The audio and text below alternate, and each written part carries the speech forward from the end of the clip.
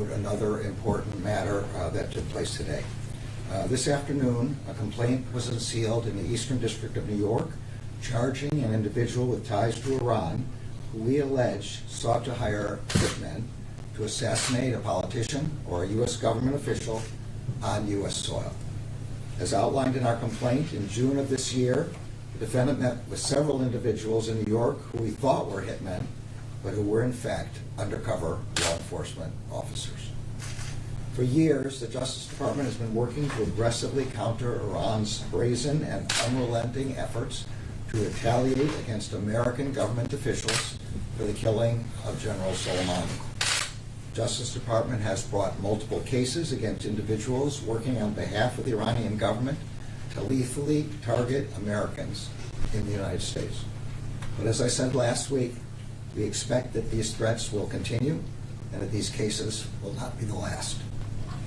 The Justice Department will spare no resource to disrupt and hold accountable those who would carry out Iran's lethal plotting against Americans. Because this is an ongoing criminal matter, I'm limited in what else I can say about the matter.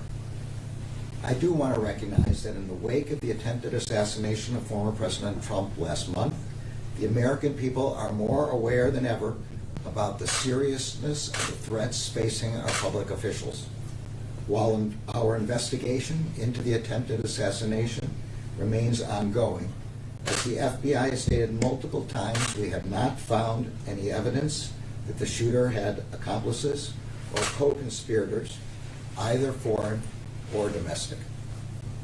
And in light of the heightened public interest, I want to be clear that although our extensive investigation continues, we have found no evidence of any link between the defendant charged in the complaint unsealed today and the attempted assassination of the former president in Butler, Pennsylvania on July 13th. As I have said repeatedly, threats against public officials are threats against our democracy itself. The Justice Department will take every action available to hold accountable those who target public officials, regardless of the motive. And now, on to the matter that brings us to today's meetings. I came here today to talk to our prosecutors and to law enforcement leaders who gathered at this table. They are working together every day as partners in confronting violent crime and protecting the people of Iowa. When I became Attorney General 3.5 years ago, I knew that the most powerful tool we would have to address violent crime would be our partnerships. That was my experience as a line attorney prosecuting violent crime and drug trafficking in the early 1990s, and as a Justice Department official supervising and organizing our efforts in that regard later in the 1990s.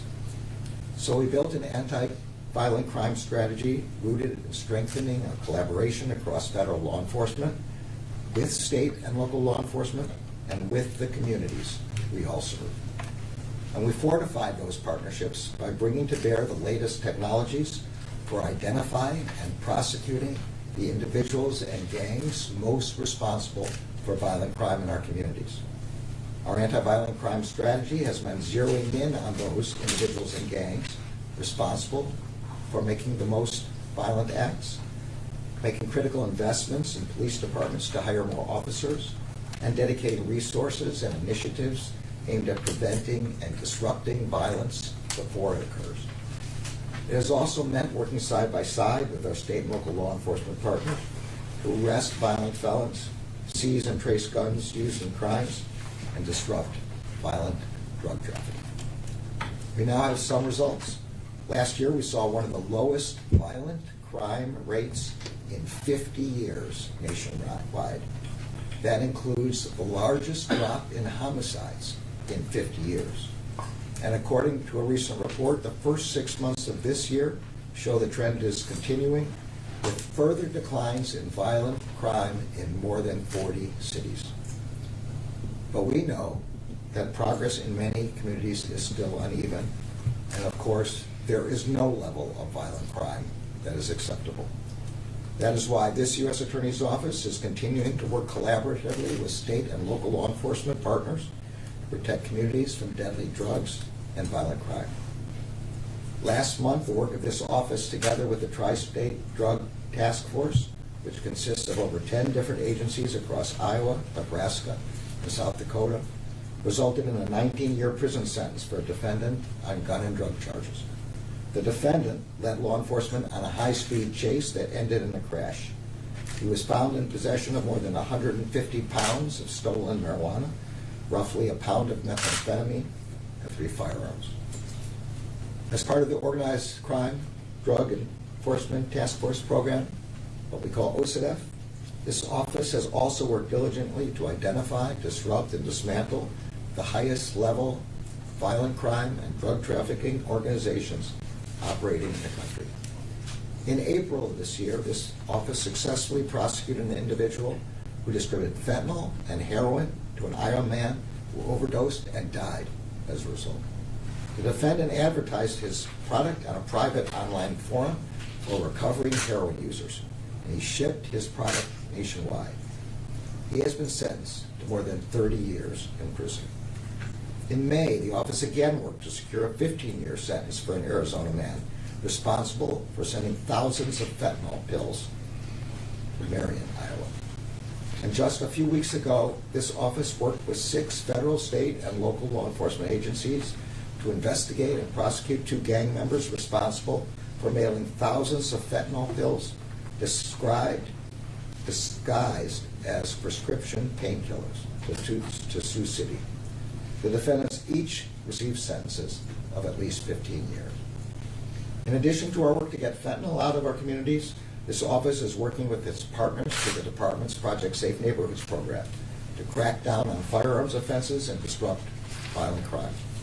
As part of this program, this office successfully prosecuted a defendant who pretended to work for the ATF in order to steal firearms.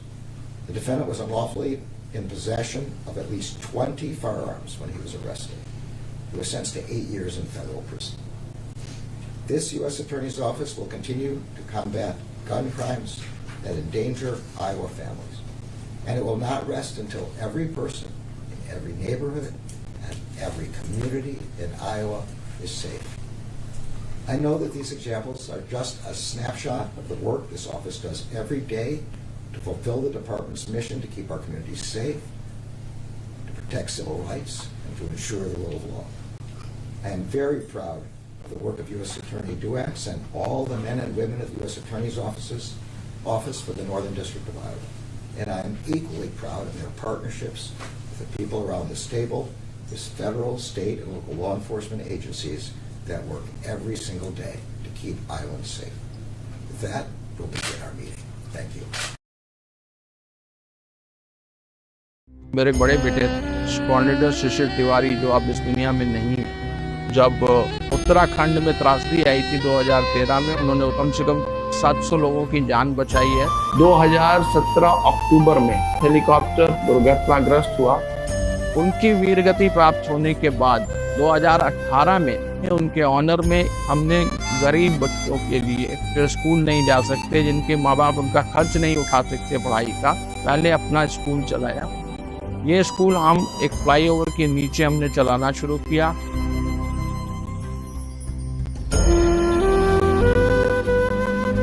मैंने भारतीय वायुसेना में 32 साल as a helicopter pilot कार्य किया है।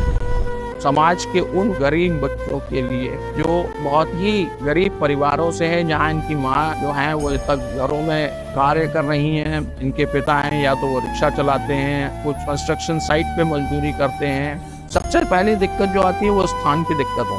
एक floor में जहाँ हम स्कूल चला रहे हैं, हम आज 30,000 रुपये महीने का किराया दे रहे हैं। अभी आप देखेंगे हमारे स्कूल में हमारे पास बेंचेस भी नहीं है सब बच्चों के लिए, तो हम नीचे दरी पे बैठा के पढ़ा रहे हैं। हम इसको स्कूल को बढ़ाना चाहते हैं, नंबर ऑफ स्टूडेंट्स बढ़ाना चाहते हैं, और खर्चे के लिए सबसे बड़ा हमारे सामने जो प्रॉब्लम आती है वो फाइनेंशियल एड की है।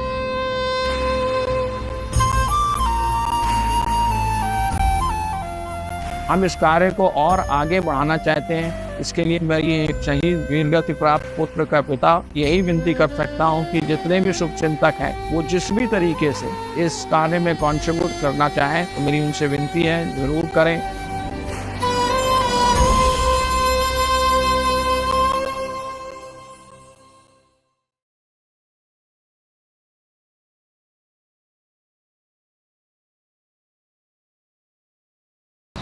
Are you sure? Here's the 30-second lesson on what legends know. Never ask a bride why she's getting married. Don't wear a skirt on a windy day. Deodorant is not a shower. Don't sniff chili flakes.